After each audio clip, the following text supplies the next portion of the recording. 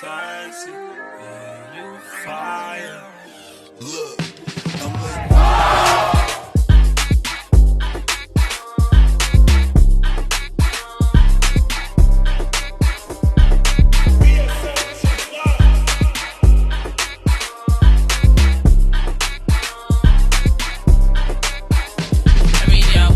What's up, everybody? It's AJ, aka Not, with Lifeforce Magazine, here at the first Milfdad brick and mortar store in NYC on Delancey. Yes. If you're here, check it out.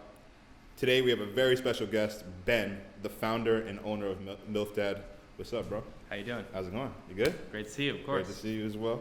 What people don't know is the way that we met. I sold you a Supreme jacket like 3-4 years back, posted on the Bay. Mm-hmm. And Ben, I think, saw the receipt that was from Supreme Lafayette and was like, let's meet up, I'll give you cash. Since then, we've known each other and hit each other up for different events and stuff like that. So the lesson here, kids, is keep your contacts and don't burn your bridges. Keep your contacts. Yeah, that was when I first started flipping. I think I thought that I was going to be able to sell it. Yeah. Probably held on to it for like a year after that. Just yeah, I remember. Nothing, yeah. We met up outside of Grand Central, I think, and we talked about like Supreme and flipping, and like you said you were more into like archiving Supreme and like held it for like a little while and then selling it. Yeah, because I was doing that with the skateboard decks and it really worked. Yeah, the skateboard decks really like grow. I thought that would apply for like undercover or some like higher end brands that they're collabing with, but it doesn't. Yeah, not all the time. That's definitely for sure. There's definitely a cap on the value of the Supreme items. Some people are turned off by the name Milfdad. Does that make you feel any type of way? Did you expect it, and was it on purpose? Not really. I don't think it was something that I thought about too much in terms of like the reaction. I just more so like, this is my thing, I'm gonna do it. Yeah, I remember when you first started getting traction with the brand on like our streetwear and in our own personal group chat, which we were a part of at one time. Shout out to Stoop real quick. There was like a straight division. It was just like split. So like people loved it or hated the name. But I think like people still respected the clothing regardless, you know. I mean, that's how it's been in general, like a polarizing thing. Yeah. But you know, that's good. Yeah, yeah. You can't get everybody. I agree with that. You gotta pick a side and then take a stand. Pick a side on the fence. You know what I'm saying? You're either with this shit or you're against it. You wear this. So I have a co-founder, Justin, who I was living with at the time. Okay. And the way the brand actually started was that we were reselling clothes, as you know, and then Milfdad was my username on Depop. I don't think you knew that. And the logo was from the iPhone Notes app. It's a screenshot of Milfdad with bold italic.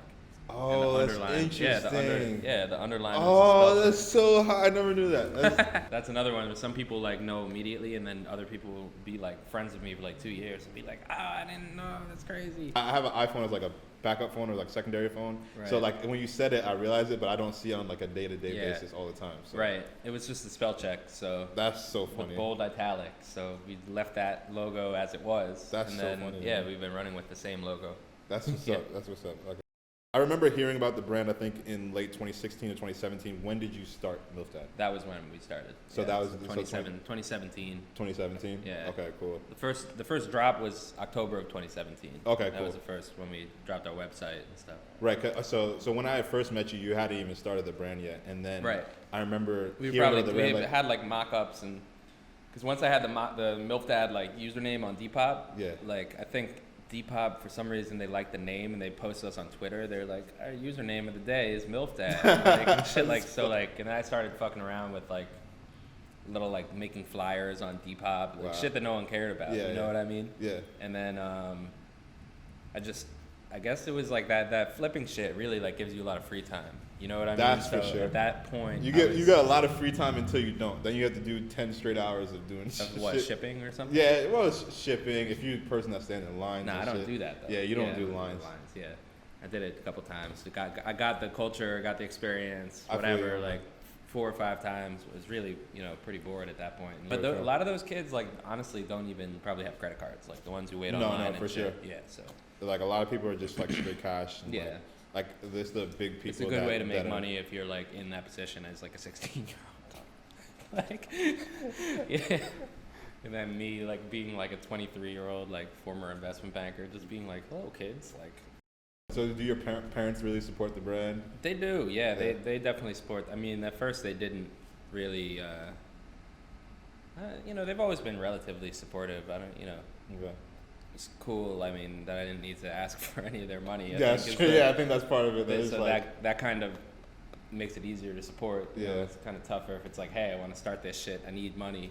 And the name's Milfdad. Yeah, they're gonna be like, not this time. Do you have any plans to have your dad in a photo shoot one time? He refused. I did my uncle. Okay. My uncle is all over the website right now. Oh, okay, so I thought that would maybe make my dad a little jealous, but it definitely didn't. My mom, I just had the runway show. I tried to get my mom to walk in it, and I thought I was about to get her, but she dubbed the whole thing. She bailed on you. She was bailed scared. on by Mama Dukes. She was scared. Yeah. That's tough. What you do is that you have the runway show and then you bring her out afterwards. Like, this is my mom. I love her. She supported the brand from day one. That would have been a good photo op. Yeah. Missed opportunity. We're gonna get them next time. Yeah, you're gonna get them next time. That little gimmick. That little popping little gimmick. That's good though. Yeah, no, I think it's good. As long as you got like your parents with you and they're just like letting you do your own thing, that's all that matters. Yeah, I mean they're not like unsupportive. Yeah, definitely. They can be little. They're paranoid people, so they get a little. Sometimes their negativity and their paranoia kind of spills onto me, but I think it's good it's to okay. be paranoid. Yeah, in this that's game. you need a little bit. You need a little bit of that energy. So do you have like a warehouse where you store the stuff, or it's actually in my basement? It's actually in my basement. It's in your basement. Yeah. Your basement is your warehouse. Astoria, I live in Astoria. Oh, okay, that's cool. I work in Astoria. I'm not gonna specify any further. No, you don't. You definitely don't need to. Nah. But yeah, have like a decent apartment with a nice basement and stuff. I tell people a lot, like when they're like moving to New York and stuff, it's like you really got to make sure you have a good apartment, a good situation out here. Yeah. Especially trying to be creative.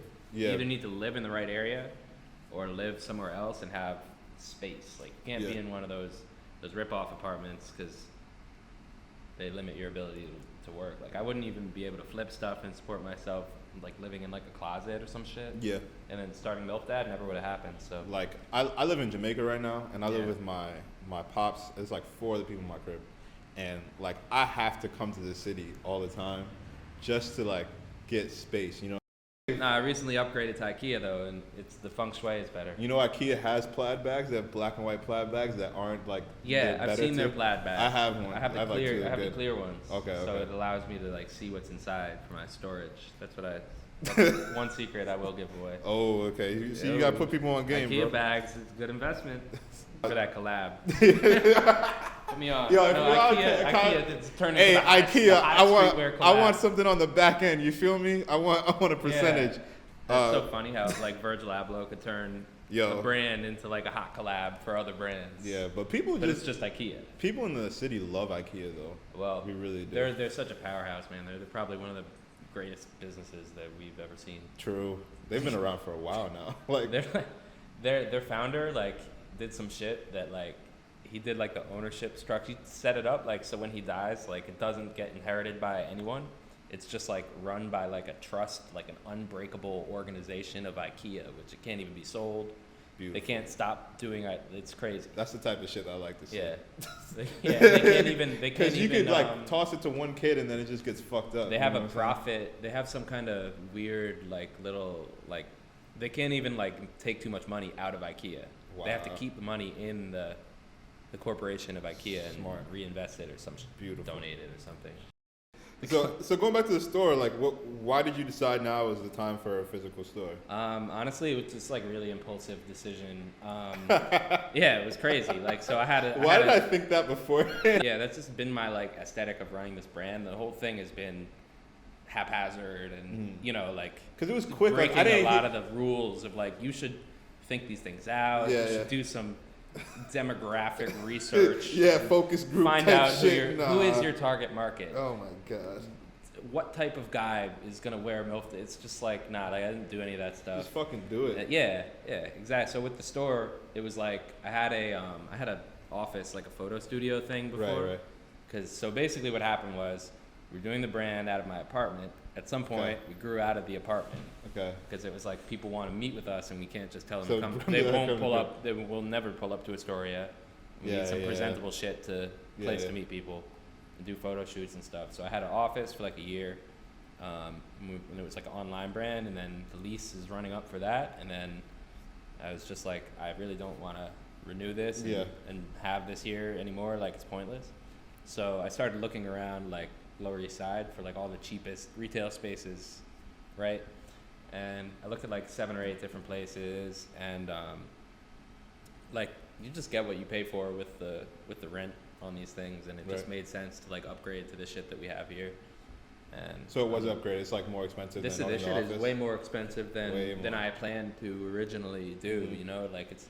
But your location is great. Like you're like near the bridge. You're right at the edge of Soho. I mean, that's right off of Orchard. super important because I have like a lot of people in Brooklyn that fuck with me. So like being able to tell them like it's just over the bridge. Like there's like an art gallery. There's like more stores. You got all these like extra butter. Like extra. There's a lot of more established brands that have been here for a while. Exactly. Like, the culture of this area is like this is where you're supposed to be. Exactly. For the brand that I'm trying to create. Yeah. It was a film camera thing that honestly, they had a lot of parties. Okay. I remember it for the parties, but they were selling disposable cameras and shit. Interesting. And they would have like, just like the whole block like just full of scene kids, like always in this spot. So I was like, this is like an established location, and then it was vacant for like a couple months. So basically I just called them, and then the rent wasn't as bad as I thought it was going to be. So I was like, I kind of have to do this compared to the other options I'm looking at. Just a bunch of like shit would have ruined. Shit would have ruined my brand. Okay, I got like, you. You know, like literally like sharing a space with like some 2 Orthodox Jewish guys that were like selling cardboard boxes. Having like a temple session like every day. Like, I've seen like crazy, split stores work out. No, but I could have got a shared. You know that shit. 375 showroom. Yeah. Yeah, where they had sell all the Palm Angels and all that shit. Yeah. So he just got a store in New York. Okay. And this Orthodox Jewish guy thing was right next to his store. So I was like, this is the world's cheapest storefront in Manhattan. I could get it for they were like, what do you think about $3,000 a month? And I was like, I feel like I could talk these guys down to like $1,000 a month. Like it was like that shitty. Like that we would have just like it would have been the world's cheapest storefront. And like might have been cool in like a DIY way, like look how weird this is. We got a prayer group. I feel like brands like Rip and Dip and shit like could pull that off maybe for a pop up. For a pop up, you could do it. It would be cool. It would be really cool if like a high end brand did a pop up there. There's just like a big fuck you to everything. Like like fuck the established order. Like we're just gonna be like guys, everyone leave the store for 10 minutes. We're just gonna be fucking. It was really funny. That's actually a hell of So I was like almost, deciding between that and this. Easy decision. I got you. Milfdad's tied itself with the hip hop community, black culture, and clothing items like do-rags, which I think were done tastefully, right? Thank you.